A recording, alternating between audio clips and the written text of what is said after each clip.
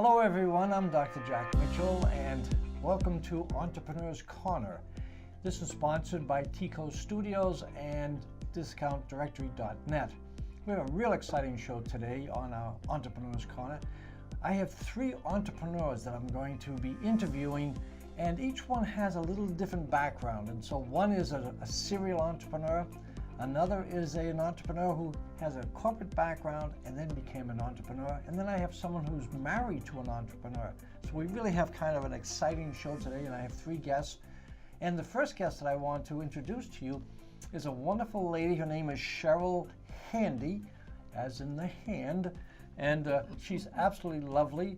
And Cheryl, welcome to Entrepreneur's Corner. Thank you, Dr. Jack. Okay, wonderful. I wanted to share with the audience, Cheryl, a little bit of your history. Now, Cheryl is our entrepreneur who has a corporate background. You actually were in business. What kind of business were you in? I was in the rehab business, pediatric rehab business, Okay. where I provided occupational, physical, and speech therapy to children. And I actually worked for different organizations, the school board, private companies. All located here on the Treasure Coast? Yes, I'm born and raised here. Left for a couple of years, decided to come back because I love Fort Pierce. You love... I love Fort Pierce. Yeah, it's much to love in Fort Pierce. Yes, there That's is. wonderful. How long were you in corporate life, Cheryl? Well, I actually just started my own business 22 years ago. Started work at age 17. I won't say how old I am now, That's right. but for a while. You look wonderful for 97. Why, thank you, Dr. You look Jack. wonderful. So you were in corporate life for 22 years? Is that what you Yes. said? Okay. Yes. And then when did you start to become or think about becoming an entrepreneur, having your own business and stepping out? Well, I believe in giving credit where it's due. My dad was one of the first African American men to have his own business, which was a tile and terrazzo business. It was Matthews Tile and Terrazzo. And I would always go home and tell him, you know what, Dad, this happened at work and I had a great time and I got this award at work. And he would tell me, you know what, baby, that's great. But do you realize that someone can also work for you? So I got to give Pops his dues. He planted the seed. Because again, he was a business and an entrepreneur himself, and he let me know that I could also have someone work for me and do a fantastic job like I was doing for others. Good for you.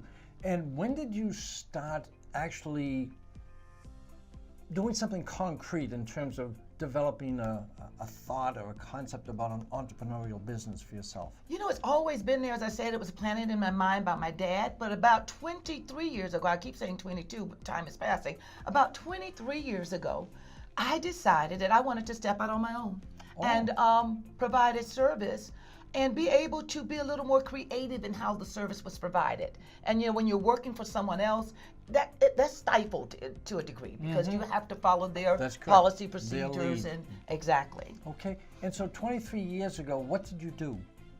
I stepped out and I started my own little pediatric rehab business. A pediatric rehab business, okay. And tell us how that developed over the past 23 years. Well, I'm an occupational therapist by profession, and I've been doing that for over 25 years and working for other people. And about 23 years ago, I decided that I wanted to step out on my own and just see what I could do with the skills that I have and the mindset that I have and be a little more creative. So what I did is I left a pretty secure job with the school system and just struck out on my own, made the right connections, did the right networking prior to stepping out, and just stepped out on faith. What would you say, we're talking to an audience that perhaps has an interest in entrepreneurship. What would you say was perhaps the most difficult, the most challenging part of stepping out from a secure position like you had to an entrepreneurial business on your own? What's the most challenging? I would say, as I said previously, stepping out on faith. You have to overcome those fears. Okay. And I started looking at it as if, what is the worst thing that will happen? It won't work, and then I'll have to go back and work for someone else. I've been doing it all these years, and it's worked well. It worked well for me. So just kind of stepping out, eliminating all the unnecessary, extreme fears that you have, and just stepping out and trying it and doing it. Is there any kind of So you say stepping out and just doing it. Is there any kind of other type of advice that you could give our audience? Stepping out, did you plan on certain financial support that you had to have? Did you say, okay, I have to make so much money a month, and did you work out a business plan or anything like that? You know what, Dr. Jack? I did one of the things that people tell you not to do. When I say I stepped out on faith, I stepped out on faith. I didn't have a plan other than I believed in me, and I knew I could make it work. And that was pretty much the plan. As far as going, and I find that if I would have tried to do a drawn-out business plan, I may never have stepped out. Yep. Sometimes you can get so caught up in the weeds that you never get around to doing it. Exactly. And tell the folks, because we only have another minute or two, what you presently have. It's fabulous. 23 years later, just tell the folks what you have and how to get in touch with you. I started out with a pediatric rehab company, which I still have, and that is the foundation of power parenting through play. But I wanted to expand it, and I wanted to include the family in this rehab company. Yep. So oftentimes, rehab companies, you see the child, you send them home. I want to nurture the family. We have a sensory gym that accommodates all children, not just children. A sensory gym. Mm-hmm. That means they can touch things and feel things and that type. They can touch things, feel things. It can be made to accommodate children with special needs, special environmental stimulus that is relaxing or arousing, whatever that child's sensory needs may be. That's fabulous. But it's also an awesome place to have birthday parties because, again, it accommodates all. Okay. I've seen your gym online. It looks so exciting. I know that you've had wonderful birthday parties there for kids. Yes. If that's of interest to any of you, please go to TCoastStudios.com and you will actually see Cheryl right there and get an idea as to this wonderful lady, and hopefully be able to take your kids there to Cheryl's place in Fort Pierce, the place she loves. Cheryl, thank you so much for being our guest on Entrepreneur's Corner. Thank you so much for having me, Dr. Jack. It's a pleasure. We're back again with another very interesting friend of mine who is also an entrepreneur, joining us here on Entrepreneur's Corner. This gentleman's name is Clyde King, and Clyde and I have known each other for a number of years, and I have nothing but the highest respect for Clyde. Clyde brings to us, and on our show today, a very kind of wonderful background, because Clyde is a businessman, and he's involved in the traditional business. It's ATP. Clyde, say hello and tell the folks what ATP stands for. All right. ATP stands for American Total Protection. We're a security company offering security systems for both your home and your business. How can folks out there get in touch with you if you really want a terrific security system? My friend Clyde is a guy to touch base with. Yeah. Just simply text me at 772-342-7908 and put the word security there. Okay. So that's Clyde's normal job, like many folks, having a regular kind of 9-to-5 type of job. But the thing why Clyde is with us today, and he's also on our discountdirectory.net, is because he's also an entrepreneur. Not only is Clyde an entrepreneur, he works with an entrepreneur, Barry Abraham, and also one of the things that's wonderful about Clyde, he's married to an amazingly wonderful woman. Her name's Beverly, and she's an entrepreneur. So the man is an entrepreneur, works with an entrepreneur, is married to an entrepreneur. So you really know about entrepreneurship. Clyde, tell the folks a little bit about what you and Barry do as entrepreneurs. And then we'll get into life with Beverly as being married to an entrepreneur. Okay, great. Well, with Barry and myself, we involve web exposure. We have websites that we design. They're very professionally mobile friendly websites. We host them. We create the content for you each month. We do Facebook posting, Twitter posting, LinkedIn posting, email marketing blast. We do YouTube ad views. Okay, from an entrepreneur's position, what are some of the challenges, what are some of the benefits personally that you've experienced as an entrepreneur working with another entrepreneur, so the two of you kind of have a partnership there? Well, What are the pluses and minuses, Clyde, that you can share with the audience? Because some of the folks on our audience may be thinking about becoming an entrepreneur, so share with them your own personal experience. Well, a lot of benefits in terms of the flexibility that you have to be able to help people. Good point. You know, some of the disadvantages, you're the one that's going to do it or not do it. Yeah. So, you know, you're in control of your time and your efforts, your energies. We're excited because we're able to help people in so many ways and at the same time save them a lot of money. Yeah. So that's the exciting part for us.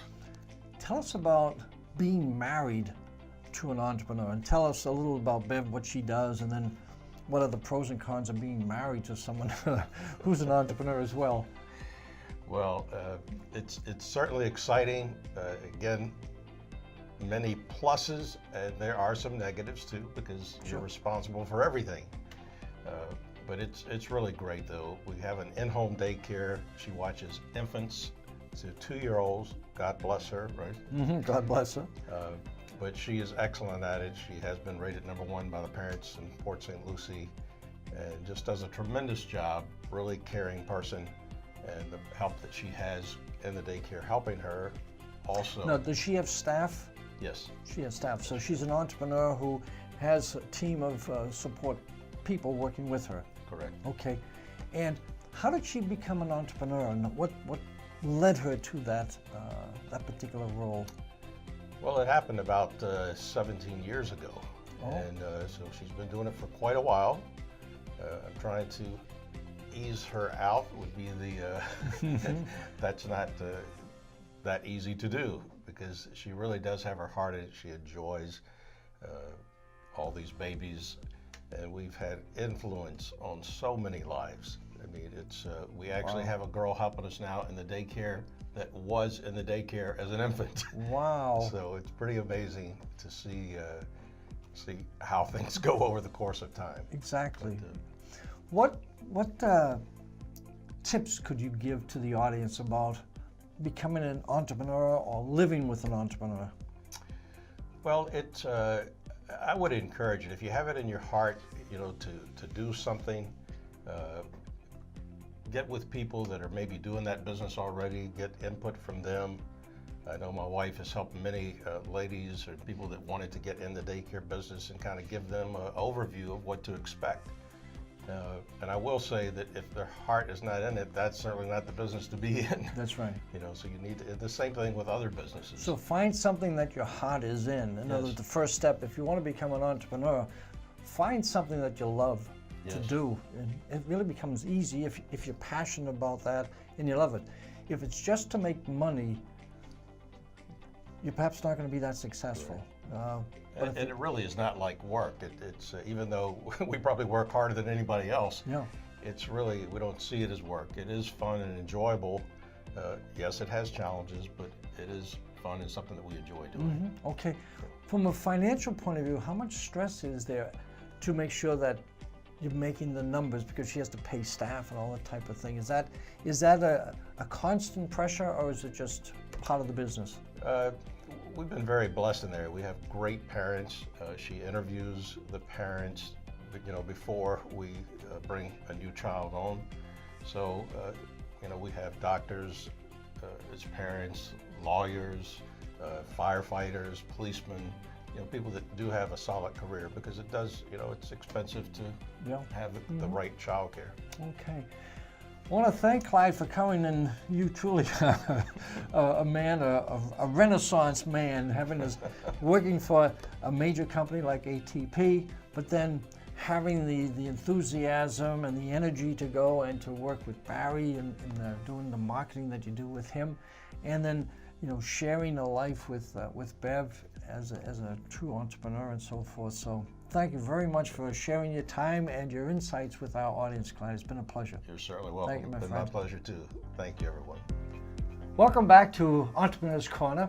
And I have with me now as a guest, I'm really excited to share with you, our audience, a gentleman who is truly an entrepreneur. This gentleman is what I call a serial entrepreneur. It's in his DNA, I think. I want to introduce you to just a real terrific gentleman and a real success story. Meet my friend Jerome Rhyant. Jerome, tell the audience a little bit about yourself, where you're from, and how you started this whole entrepreneurial experience of yours. Well, thank you all. Thank you very much for allowing me to be a part of the show. I'm Jerome Rhyant. I started out in business at a very young age. My father was an entrepreneur and gave me a lot of different exposures. And 10, 12 years old, I was out selling cosmetics 10 o'clock at night.